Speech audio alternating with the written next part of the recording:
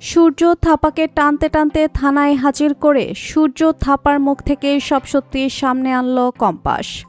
প্রমাণ করলো ওই ছবিগুলো কম্পাস নিজে তোলেনি। কম্পাস ধারাবাহিকে দেখা যায় যেহেতু বিহান 48 ঘন্টার সময় দেয় কম্পাসকে, তাই কম্পাস পরদিন সকালবেলায় চৌধুরী বাড়ি থেকে বেরিয়ে পড়ে এবং জিতকে বলে, জিত, আমি যেখানে যাচ্ছি তোকে সেখানে যেতে হবে, আজ একজনকে ধরতে হবে, আর নয়তো সে পালিয়ে যাবে, তাই পালিয়ে যাওয়ার আগেই তাকে আমাদেরকে ধরতে হবে। জিত কোনো কথাই বুঝতে পারে না। জিত কম্পাসকে বলে, ঠিক আছে, তুই যা বলছিস আমি তাই করব, কোথায় আসতে হবে বল, আমি আসছি। জিত কম্পাস যে ঠিকানা দেয় সেখানে চলে আসে। সেটা আসলে সূর্য থাপার বাড়ি থাকে। জিত এবং কম্পাস দুজনেও পেতে থাকে কখন সূর্য থাপা বাড়ি থেকে বের হবে। এরপরে যখন সূর্য থাপা বাড়ি থেকে বের হতে যায় তখনই কম্পাসকে সূর্য থাপার ঘাটটা চেপে ধরে। কম্পাসকে দেখে বেশ ঘাবড়ে যায় ও সূর্য থাপ্পা এবং কম্পাসকে বলে, এই আপনি এখানে কি করছেন, আপনি এখানে কেন এসেছেন? কম্পাস সূর্য ধাপাকে বলে, কেন এসেছি বুঝতে পারছেন না? আপনার তো সব থেকে ভালো বোঝার কথা। আপনি না চৌধুরী বাড়িতে গিয়ে বলে এলেন ছবিগুলো নাকি আমি তুলতে বলেছি, আমি নাকি আপনাকে মোটা অঙ্কের টাকাও দিয়েছি। সূর্য ধাপা ঘাবড়ে গেলেও কম্পাসকে বলে, হ্যাঁ তাই তো, তাই বলেছেন আপনি আমাকে। ঠিক তখনই জিত নিজের পকেট থেকে নকল বন্দুকটা বের করে সূর্য ধাপার মাথায় ঠেকিয়ে বলে, সত্যি করে বল, কে তোকে এই সব কিছু করতে বলেছে? কার কথায় তুই মিথ্যে কথা বলেছিস? ওই ছবিগুলো কে তুলেছে?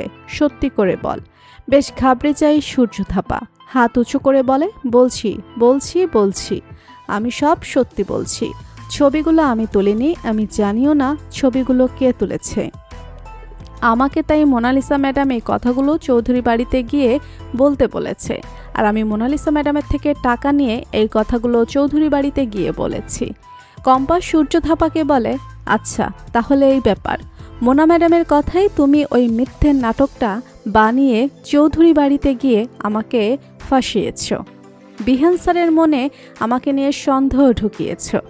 সূর্যথাপা ভয় পেয়ে কম্পাসকে বলতে থাকে, এবার আমাকে ছেড়ে দিন, আমি তো সত্যি কথা বললাম। কম্পাস সূর্যথাপাকে বলে, ছাড়বো না, কখনো না, আগে বিহান স্যারের সামনে সবটা প্রমাণ হবে তারপর।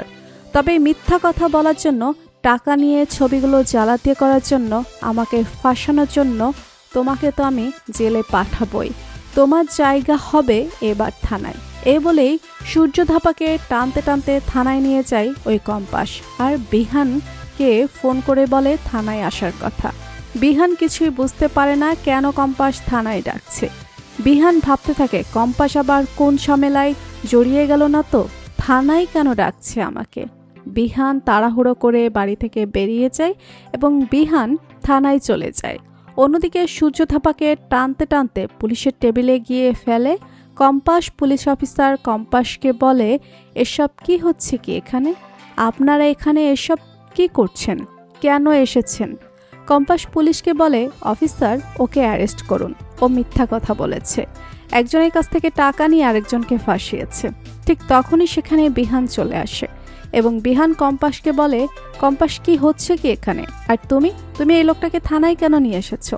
কম্পাস বিহানকে বলে, থানায় কেন নিয়ে এসেছি সেটা এই লোকটার মুখের থেকে নেওয়া হয়, শুনুন। সূর্যধাপা সবটাই বিহানের সামনে বলে, হাত জোর করে বলে, স্যার আমাকে মাফ করে দিন স্যার, আমার পরিবার আছে, আমি গরিব মানুষ, পেটের দায়ে আমি ওই মোনালিসা ম্যাডামের থেকে টাকা নিয়েছি আর তারপর মিথ্যে কথা বলেছি।